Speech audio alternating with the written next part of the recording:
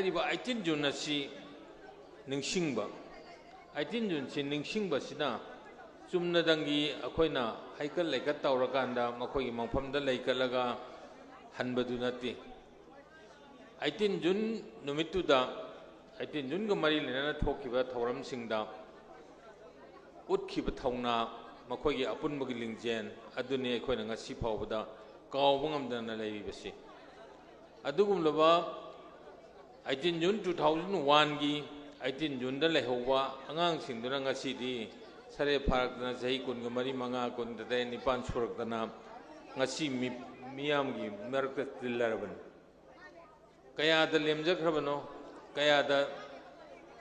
थौना मखोगी मागी अपोकपा मागी अपोकपिना लेना मागी और बैबुंग मनुंगना अदुग बथौना फब थबम तौर मगी दमकतम ngasi miyamang de lenariben adu de khoi chu kai to batai ai khoi chu apun bagi sakti ama apun bagi lingjel ama sagal laga ai khoi punna thengnamin ba ha se ma thok tai 18 June 2001 da leihiba phibam aduga ai khoi miyam punchan laga pullaga thengna bagi pangal la do matam du da yamna phajaba makhal gi थौना अमु उत्पंगम की करीदगे अखोइना ngam की हाइरिबा 18 June की मतमदुदा Manipur state government की popular government अमा पाइबा ministry से मखोइ मसेन फम मुंथोक मुचिन तौनबगी मखोइ मसेन अमना अमा सिंथुना बहनबा अमना अमा नमधना बहनबगी सब पॉलिटिकल क्राइसिस अदो मतमदु थोकी अदुना राबिनोना लुचिंगबा अदुगुंबा समता पार्टी की गवर्नमेंट अदो था अनि मुपालम मतुंगदा तुखिबदगी दीम मतम मदु प्रेसिडेंट रूल लेबो मतम प्रेसिडेंट रूल लेबो मतम दुदा गवर्नर ऑफ मणिपुर सी बेद मरवा हाइबा अदुना माना प्रेसिडेंट ओइना मणिपुर सी रूल तब मतमने मतम मदुदा अखोगी लिंगजेन मानबगी सक्तम अमु उत्पंगम खिबसे मणिपुर की ऑथोरिटी होइबा मणिपुर की अपुनबगी ओपिनियन से अपुनबगी वाफम से कनाना फोंदोकदगे हाइबा तारगदी हौजिक दे अखोगी पॉपुलर मिनिस्ट्री म लेबा अदुगा लेरिबा गवर्नमेंट दुगी चीफ मिनिस्टर ना अमसुंग मागी थौपुरिबा सिंगना फोंदोंनै अदुबुगु प्रेसिडेंट रूल की मतमददी हाइरिबा प्रेसिडेंट की ओइबा मिहुत अदुना हाइदि गवर्नर ना हाइरिबा कनो सिंग सि फोंदोंनै अदो अखोगी दी हाइरिबा प्रेसिडेंट लेबा मतम की सेसो सिंगी लीडर सिंगसे यामने एक्टिव ओइबा अदुगा यामने एक्टिव ओइबदनतना सेसो मसिंग यामदबा लोइनना हाइरिबा सिंग अदुगी वाखलोंदो तासलकांदा अमतो ओइबगी फिरेब लौबगी तंगाई फदबदो खंगमिन्नबदगी अदना मतमदुदा अखोइना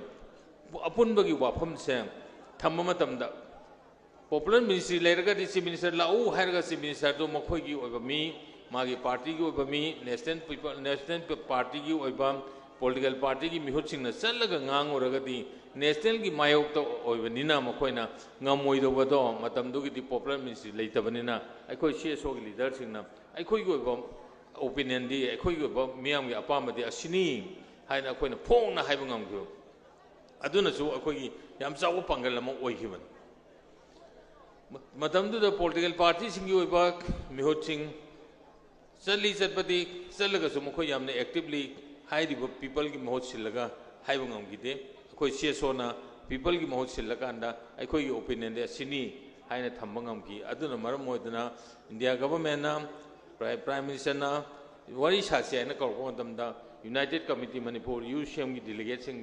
ओंगतो उनबा पामी हाइना हाइरकपदगी अदुमाइना तौना यूसीएम की डेलीगेशन का हाइरिबा तांग कुनगा माथोय जुलाई 2001 असिदा अखोगी Delhi the prime minister Atal Bihari Vajpayee का एलके अडवाणी का आईके अनोगा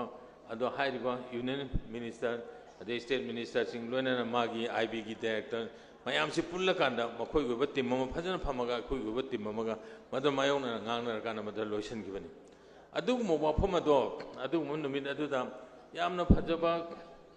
wafam ama yam phajaba phire ama lawangam khibado akhoi sat khiba delegation dugi manungda political party gi yaudaba akhoi go ba civil society organization jingi yamna sengna miyam go loina saminna miyam gi wakhalo leiba adu mu oibinina akhoi na matam dur ngam khibara haina khal aduna yamna su phajaba adu amu khadang unaba duda akhoi yam marik sumna yam phajana thammakanda adu confront tawdu yam matang sang sang tawngam khibam lay hidraba Dr. Ensan Jawbana akhoi background gi history fajana thamaba yamuranenda jitna madugi award padong men khatba mathangda ai samangna thamjaba adagi arke anana thamba akhoi mayam sina khaji thamakpaduna mapung phaba yamna mapung phaba wari mo oikhibaduna maram oiduna karigumbam ta hainati layriba delegation adugi akhoi gi maigi dagi su thamiba singduna hairiba loinana Central government ki maigi da isu sumna dangi ma khoi di taba khaktan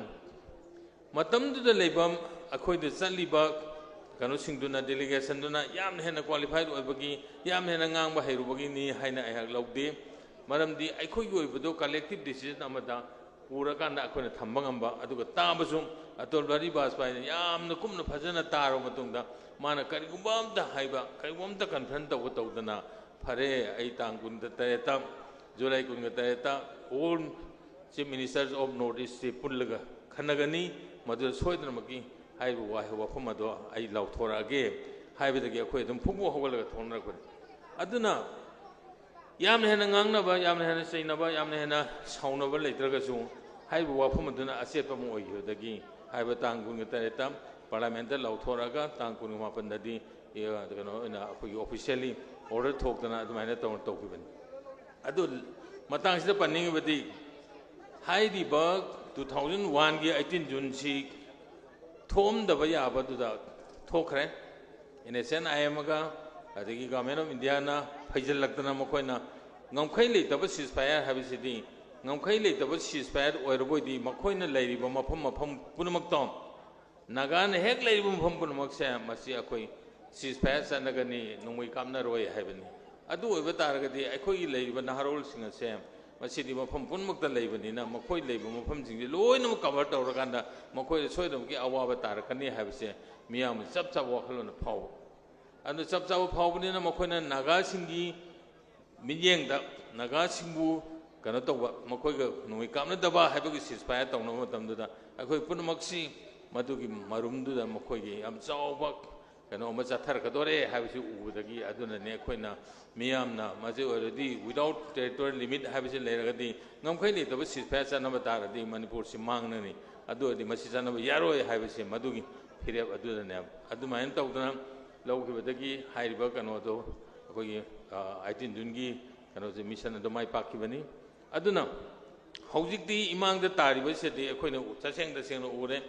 aikoina Paliba government in a popular ministry lay madam da Sri N. Birena Simsa or Yamatam the Zoom, I coin a young gunna high Nahaki government na Tohum Topos into Tobium, Adu Argadi Akoi Miangi, Taja Simango Han, Adu,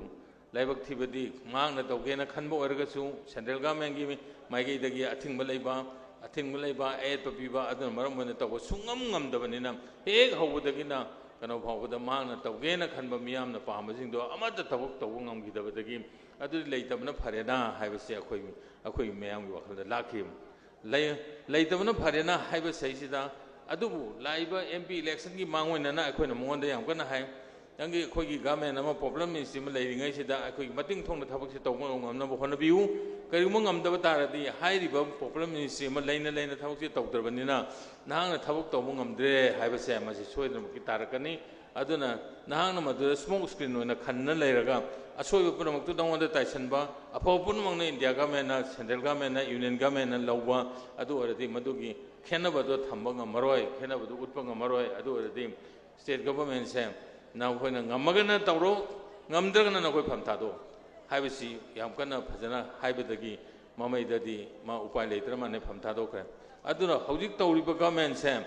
anuba government ama semba tarasu hojik leibe MLA singsina semba government di akhoi gi apen sungoi oiro maramdi पालिबा government सिदा यावमिबा MLA सिंगसिदी लोइनमक नपजबा तांगजबा मखोयगी ओइबा मखोयना करोड़ कुंथ्रा चंगिबा निफु चंगिबा दुगी इलेक्शन की चंगिबा एक्सपेंचर मैम द हंजनबा होनबदा तेलबा सही अमा नि सिदादी मदु हंजनबा ओइथोक्तबनिना मखोय पेनबसु थुंगरोय मखोय निंगबसु थुंगरोय अखोयनसु मखोयदगी कानबदु लबो फंगरोय अदोइदि अखोयगी लेपाकी ओइना तौरगदबा थबकसिंगदुसु मपुंग फाना पांगथोबो ngमोयदौनेना हौजिक लैरिबा एमएलए सिंगसिगी फिबम सिदा सुम लैबा तारगदी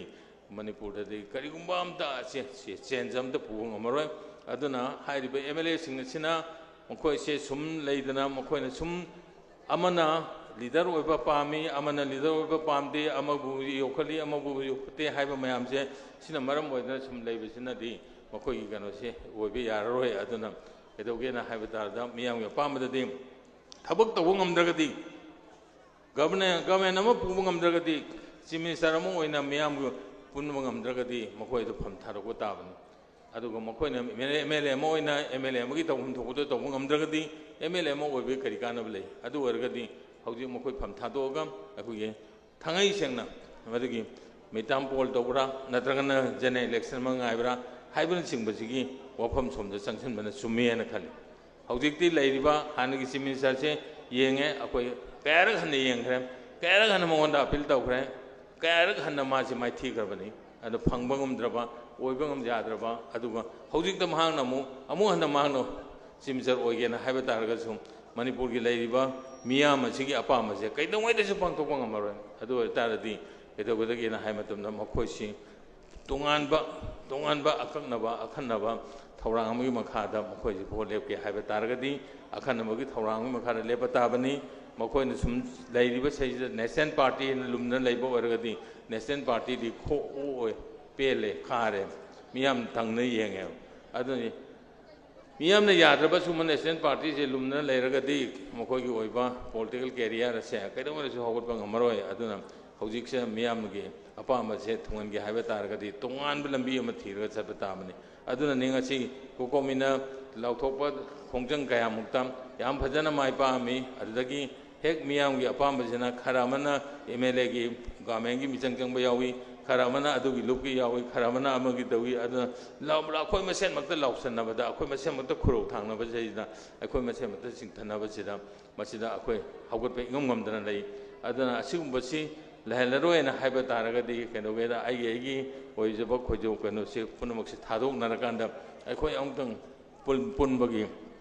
वफम सैसिदा लुप ओइना पुनद्रगसु अखोयगी डिमांड अदुना अखोयगी पांडम अदुना मानरगदी अखोयगी डिमांड अदुना पुलगदी अदुम चमानबनी अदुरी अखोयना हाइबा केनो सैसिदा हाइबा लंबी से चंगसलकांदा अखोय अमतोयना तव केनो